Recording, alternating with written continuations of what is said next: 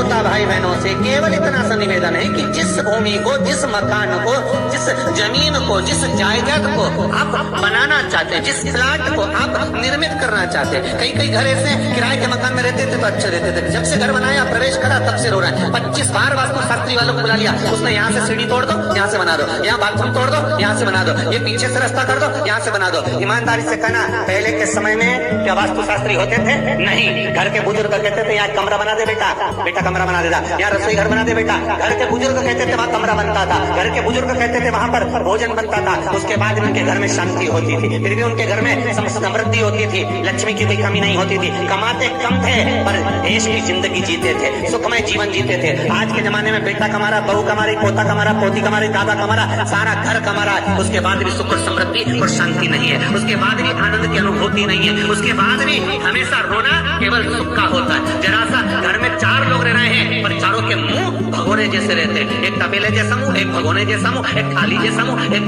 बिल्टोई जैसा मुंह। सब कोई बोलने को तैयार नहीं, क्योंकि जब जब बोले तो बर्तन की आवाज है तो बोले ही नहीं। एक माँ बैठी टीवी के सामने, एक माँ बैठी, एक सोफे में बैठा, बोले ही नहीं आप। वो सुख गया कहाँ महाराज?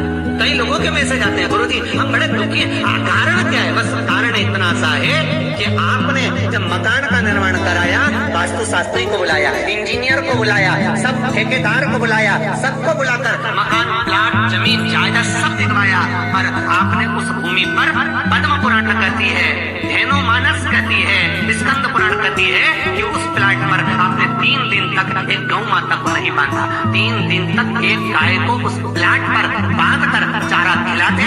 ना वास्तु शास्त्री को बुलाने की जरूरत पड़ती है, ना कभी समृद्धि की, ना सुख की जरूरत पड़ती है, क्योंकि गाय उस जगह से सारी इंद्रियों को आनंदित देकर सुख प्रदान कर देती है। उस जगह के सारी रोग, बीमारी, कष्ट, तकलीफ, दुख को गौ माता खींच। गौ माता जैसी जगत में कोई नहीं हो सकता। हाथ में घड़ी नहीं बांधती गौ माता, पर 4 बजे आपकी रोटी मिलती है तो 4 बजे घड़ी मिल जाती है। 3 बजे भोजन मिलता है तो 3 बजे आपके दरवाजे पे मिल जाती है। 1:30 बजे भोजन दोगे तो 1:30 बजे ही मिलेगी। 1:20 पे दोगे तो 1:20 पे ही मिलेगी। कोई घड़ी नहीं बांधती, फिर भी समय पर आ जाती है। क्यों? क्योंकि भगवान ने उसको ऐसा बनाया है, 33 कोटि देवताओं ने उसमें ऐसा विराजमान कर दिया है कि जगत का वो कल्याण कर सकती है। उसका एक एक अंश जीव का कल्याण करने वाला है, एक एक अंश जगत का उद्धार करने वाला है।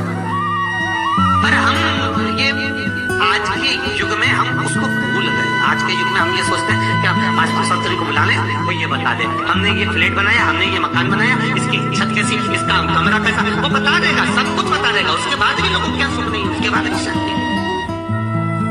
फिर चलो तो चलो किसी बाबा जोगी क्या बोल रहे हैं जो ऐसा घूम घूम के बताता, और उसके यहाँ जाकर पूछ लिया, बताओ बाबा जी हमारे घर में शांति नहीं, तो बाबा जी एक ही बात बोले, तेरे घर का है जिसने कुछ कर दिया। अब इसको याद आया 15 दिन पहले मेरी जेठानी से लड़ाई हुई थी, उसी ने कुछ करा होगा। अब बताओ बाबा जी